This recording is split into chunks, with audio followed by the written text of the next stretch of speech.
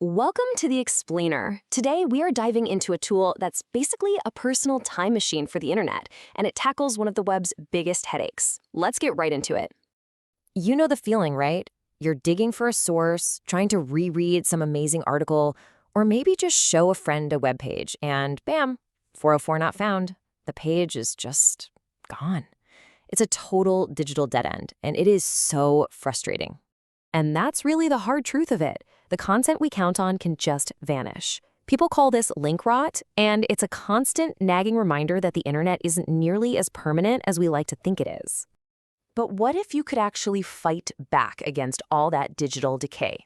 Well, that's where this gets interesting. Let's talk about building your very own personal web archive.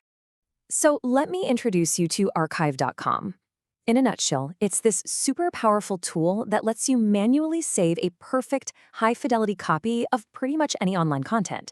A web page, a PDF, you can even grab a screenshot, and it captures it exactly as you see it on your screen.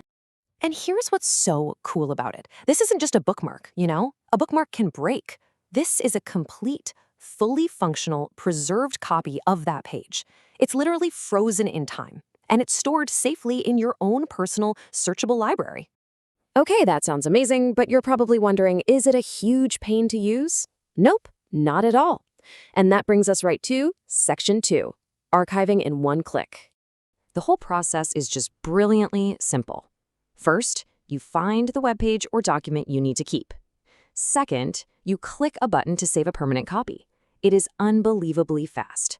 Third, everything gets stored in your personal library, which you can easily search later. And finally, you can share it with a special link that is guaranteed to never, ever break. All right, so it's fast, it's reliable. What's the catch? To really get the full picture, we've got to look at the details. So let's dive into Section 3, the good versus the catch.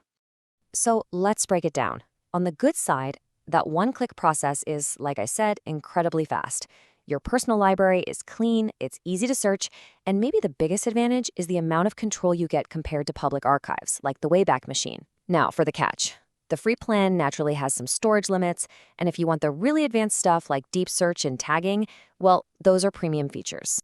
So, when you weigh the good against the catch, what's the bottom line? Let's wrap all this up with our final verdict. According to the review, archive.com gets a really strong 4.5 out of 5 stars. I mean, for any kind of tool, that's a seriously impressive score. And this quote from the source just hits the nail on the head. It's a solid Wayback Machine alternative with more control. That last part, more control, that's the key. This is all about building your archive exactly the way you want it. So, who should be using this? Well, the review points to a few groups.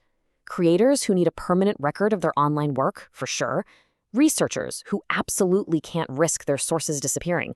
But honestly, it's for anyone who's ever felt that sting of a dead link and wants to make sure the bits of the internet that matter to them are safe forever.